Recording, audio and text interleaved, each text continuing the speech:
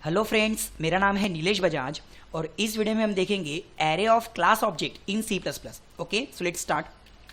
देखिए, अगर आपने मेरा क्लास एंड ऑब्जेक्ट का प्रोग्राम देखा होगा या उसके पहले की वीडियो देखे होंगे तो आपको पता होगा क्लास जिसे हम बोलते हैं यूजर डिफाइंड डेटा टाइप। तो यहाँ पे मैंने एक क्लास बनाया, इस क्लास का नाम क्या है, सैम्पल। और इस क्लास के पास में कुछ डेटा है जैसे कि एक्स और वाई। सो अगर आपके क्लास के पास में दो डेटा है तो जब भी हम इस क्लास का ऑब्जेक्ट बनाएंगे, लाइक जैसे यहाँ पे मैं एक ऑब्जेक्ट बना रहा हूँ, सैम्पल क्लास का मैंने एक ऑब्जेक्ट बनाया S1। तो जैसे ही मैंने सैम्पल क्लास का एक ऑब्जेक्ट बनाया S1, वो कितने डेटा ले सकता, दो डेटा ले सकता, मतलब S1 का X और S1 का Y। सेम उसी तरह अगर मैंने उसी क्लास का एक और ऑब्जेक्ट बनाया, सैम्पल क्लास का एक और ऑब्जेक्ट बनाया, तो ये भी कितने डेटा स्टोर कर सकता, दो डेटा स्टोर कर सकता। कौन से, X और Y। तो अब मान लो मैंने यहाँ पे S1 और S2 ऐसे दो ऑब्जेक्ट बनाए। अब इन दोनों ऑब्जेक्ट को डेटा अगर लेना है तो कौन सा फंक्शन कॉल करना पड़ेगा, गेट। और अगर वही डेटा शो करना है तो कौन सा फंक्शन कॉल करना पड़ेगा, शो। मतलब क्लास के पास में मैंने डेटा और उसके कुछ फंक्शंस भी बनाए। जैसे कि देखो यहाँ पे फिर मैंने क्या किया कि मेरे पास में जैसे क्लास सैंपल है और सैंपल क्लास का मैंने एक ऑब्जेक्ट बनाया S1। जब S1 गेट नाम के फंक्शन को कॉल करेगा तो ये गेट फंक्शन में डेटा किसका रहेगा, S1 का। उसी तरह S1 जब शो नाम के फंक्शन को कॉल करेगा तो यहाँ पे डेटा किसका प्रिंट होगा, S1 का। सेम दूसरा ऑब्जेक्ट कौन है हमारे पास, S2। जब S2 गेट नाम के फंक्शन को कॉल करेगा तो ये डेटा किसका रहेगा, S2 का। और जब S2 शो नाम के फंक्शन को कॉल करेगा तो यहाँ पे डेटा किसका प्रिंट होगा, S2 का। तो यहाँ पर हमने सैंपल क्लास के कितने ऑब्जेक्ट बनाए, S1 S2, यानी सिर्फ दो ऑब्जेक्ट बनाए। यदि मुझे सैंपल क्लास के दो नहीं बल्कि 5, 10, 15 अगर ऑब्जेक्ट बनाना है तो मुझे कुछ इस तरह से लिखना पड़ेगा, like S3, S4, S5। Better है कि अगर मुझे एक ही क्लास के ज्यादा ऑब्जेक्ट चाहिए तो हम उसका एरे भी तो बना सकते हैं। जैसे फॉर एग्जांपल देखिए, अगर मुझे इंटीजर की बहुत सारी वैल्यू चाहिए, तो हम क्या करते हैं, इंटीजर वेरिएबल का एरे बनाते हैं। अगर मैंने एरे को साइज दी 10, तो इसका मतलब क्या हुआ कि मेरे पास में इंटीजर की 10 वैल्यू में स्टोर कर सकता, जिसमें पहली वैल्यू कहां रहेंगी, तो इंडेक्स नंबर 0 पे। दूसरी वैल्यू कहां रहेंगी, तो इंडेक्स नंबर 1 पे। इसी तरह लास्ट वैल्यू कहां रहेंगी, तो इंडेक्स नंबर 9 पे। सो कहने का मतलब अगर मैं इंटीजर का एरे बना सकता हूं ताकि मैं इंटीजर की बहुत सारी वैल्यू स्टोर कर सकूं, उसी तरह मैं मेरे क्लास का, क्योंकि class is user defined data type, अगर मेरे क्लास का नाम है सैंपल तो वो भी एक डेटा टाइप हुआ। अगर मैं उसका एक ऑब्जेक्ट बनाता हूं और मुझे अगर एक नहीं बल्कि 10 ऑब्जेक्ट बनाना है तो मैं उस ऑब्जेक्ट का भी क्या बना सकता हूं, एरे।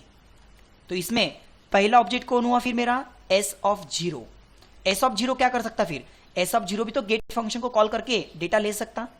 उसी तरह मेरा दूसरा ऑब्जेक्ट कौन हुआ, S ऑफ 1। S ऑफ 1 मतलब मेरा दूसरा ऑब्जेक्ट, वो भी तो गेट फंक्शन को कॉल करके डेटा ले सकता। सेम इसी तरह मेरे पास में 10 ऑब्जेक्ट कौन रहेगा, तो S ऑफ 9। आई होप आप समझ रहे होंगे कि जिस तरह से हम इंटीजर या फिर फ्लोट इनका एरे बना सकते हैं मल्टीपल वैल्यू स्टोर करने के लिए, सेम उसी तरह अगर मुझे मेरे क्लास का एक नहीं बल्कि मल्टीपल ऑब्जेक्ट चाहिए तो हम उसका भी एरे बना सकते हैं। So called array of object. इसको हम क्या बोलेंगे, एरे ऑफ ऑब्जेक्ट। देखिए अब इसको हम प्रैक्टिकली देखते हैं प्रोग्राम में। तो यहाँ पे मुझे एक ऑब्जेक्ट नहीं बनाना है या दो ऑब्जेक्ट नहीं बनाना है। मैंने यहाँ पे क्या किया, मैंने हमारे ऑब्जेक्ट का एक एरे बना दिया। कितने साइज का, 5 साइज का। तो मेरा पहला ऑब्जेक्ट कौन हुआ, S ऑफ 0। दूसरा ऑब्जेक्ट कौन हुआ, S ऑफ 1। उसी तरह तीसरा ऑब्जेक्ट कौन हुआ फिर, S of 2, then S of 3 and then S of 4। कहने का मतलब अगर मैं एरे ऑफ ऑब्जेक्ट बनाता हूं तो index wise S of 0, S of 1, S of 2 ऐसे मेरे ऑब्जेक्ट्स बन गए।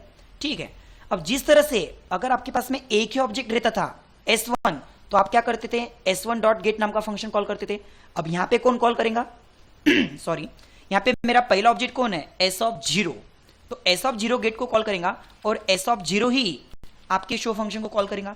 सेम उसी तरह अगर मेरे पास में दूसरा ऑब्जेक्ट रहता था S2, तो मैं क्या करता था, S2 से कॉल करता था। बट मेरे यहाँ पे एरे से दूसरा ऑब्जेक्ट कौन हुआ, S ऑफ 1। मतलब मैं यहाँ पे कैसे कॉल करूंगा, S of 1 dot get function and S of 1 dot show function. So तीसरे ऑब्जेक्ट के लिए मेरे को फिर से लिखना पड़ेगा S of 2 dot gate, S of 2 dot show, फिर से S of 3 dot gate, S of 3 dot show. उससे अच्छा हम यहाँ पे लगा सकते हैं लूप। जब भी हम एरे यूज करते हैं हम क्या यूज कर सकते हैं, लूप। तो देखो फॉर इंटीजर का i इक्वल्स टू, देखो मुझे इंडेक्स कहां से स्टार्ट करना है, 0 से लेके 4 तक, तो इंटीजर का i equals to 0, i less than equals to 4, i plus plus, और इसके अंदर अब मैं क्या लिखूंगा कि पहले ऑब्जेक्ट को अगर कॉल करना है तो मेरा पहला ऑब्जेक्ट कौन है, s ऑफ 0, तो 0 की जगह पे हम यहां पे क्या लिखेंगे, i, क्योंकि सबसे पहले i कितना है, 0, तो s ऑफ 0 किसको कॉल कर रहा, गेट नाम के फंक्शन को, मतलब डेटा किसको मिलेगा, s ऑफ 0 के x और y को, और वही डेटा शो करने के लिए s ऑफ 0 किसको कॉल करेगा, शो नाम के फंक्शन को। जब ये लूप घूम के आएगा, i की वैल्यू इंक्रीमेंट होकर कितनी होगी, 1, मतलब फिर अगली बार कौन सा ऑब्जेक्ट रहेगा, s ऑफ 1 का डेटा, अगली बार s of 2, then s of 3, s of 4। अगर मैं चाहता हूं कि मेरे पास में सिर्फ 5 ऑब्जेक्ट नहीं बल्कि 10 ऑब्जेक्ट बने, तो मैं यहां पे क्या लिखूंगा, एरे की साइज 10, मतलब हमने हमारे क्लास के 10 ऑब्जेक्ट तैयार किए, तो फिर मुझे यहां पे लूप कहां तक घुमाना पड़ेगा, इंडेक्स नंबर 9 तक। ओके, इंडेक्स नंबर 9 तक।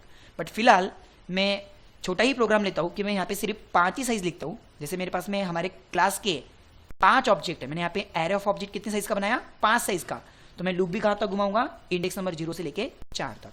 देखो अब इस प्रोग्राम को मैं रन करता हूं ताकि 5 ऑब्जेक्ट्स के लिए अलग अलग डेटा भी आए और शो भी हो जाए। देखिए सबसे पहले किसके लिए, s ऑफ 0 के लिए, मतलब हमारा पहला ऑब्जेक्ट, फिर किसके लिए, s ऑफ 1 मतलब दूसरा ऑब्जेक्ट, फिर s ऑफ 2 मतलब तीसरा ऑब्जेक्ट, s ऑफ 4 मतलब सॉरी s ऑफ 3 मतलब चौथा object, and last okay less than equals to, sorry guys, less than equals to s of index number 0 से लेके इंडेक्स नंबर 4 तक। देखिए मैं फिर से रन करता हूं इसको, तो पहला ऑब्जेक्ट किसके लिए, s ऑफ 0 के लिए, मतलब ये उसके लिए वैल्यू, फिर s ऑफ 1 के लिए, ये उसके लिए वैल्यू, s ऑफ 2 के लिए, s ऑफ 3 के लिए, एंड s ऑफ 4 के लिए। ओके, कहने का मतलब टोटल 5 ऑब्जेक्ट हो गए हमारे, है ना। सो आई होप आपको ये कंसेप्ट समझ में आया होगा। दैट इज एक एक ऑब्जेक्ट बनाने से अच्छा हमने डायरेक्टली क्या बना दिया, एरे ऑफ ऑब्जेक्ट, और उस ऑब्जेक्ट के डेटा को एक्सेस करने के लिए हमने यहाँ पे क्या लगा दिया, लूप, क्योंकि हमारे पास में टोटल कितने ऑब्जेक्ट है, 5। ओके